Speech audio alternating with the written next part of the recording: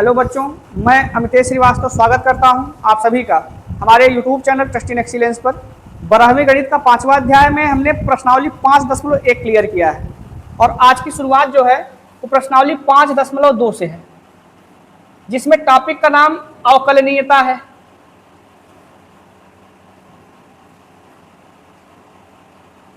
Topic का नाम है क्या? अवकलनीयता ना।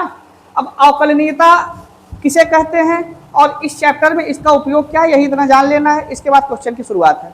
अवकलनीयता जैसे देखिएगा, आपने 11वीं में किसी फंक्शन का अवकलन करना सीखा था। जैसे ये फलन आपका f(x) है, इसके अवकलन का जो प्रदर्शन आपने किया था वो ऐसे किया था, d/dx f(x), ये इसके अवकलन का प्रदर्शन था।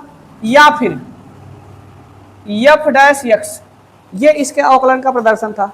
और इस अवकलन का सूत्र क्या था? तो अवकलन का सूत्र ये था, limit h tends to 0 f(x + h - f(x) upon में h। ये किसी भी फलन के अवकलन का एक सूत्र होता है। बात समझ में आई ना। अब आपको यहाँ पर पढ़ना है अवकलनीयता, कि कोई भी फलन अवकलनीय है या नहीं है। तो अवकलनीय चेक करने के लिए आपको दो चीजें निकालनी है, left hand derivative and right hand derivative. अगर आपने दोनों को निकाला और दोनों के मान बराबर आए तो फलन अवकलनीय है, और दोनों मान बराबर नहीं आए तो फलन अवकलनीय नहीं है। बात समझ में आई। अब देखिएगा, लेफ्ट हैंड डेरिवेटिव का जो सूत्र है वो हो जाता है limit h tends to 0 f(x - h f(x) upon में -h। ठीक है। और राइट हैंड डेरिवेटिव का फार्मूला होगा limit h tends to 0 f(x + h - f(x) upon में +h। बात समझ में आई ना। लेफ्ट हैंड डेरिवेटिव -h होगा और राइट हैंड डेरिवेटिव क्या होगा? +h होगा। ये इसके अवकलन का सूत्र मेन था। मेन से हमने लेफ्ट हैंड डेरिवेटिव और राइट हैंड डेरिवेटिव निकाला।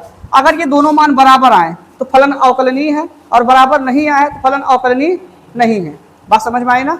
अगला जो आपको एक कॉन्सेप्ट और जानना है, संतत के लिए आप क्या कॉन्सेप्ट जानते हो? कि कोई भी बहुपदीय फलन जो होता है वो एक संतत फलन होता है।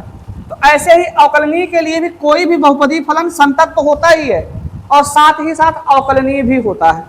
बात समझ में आई ना।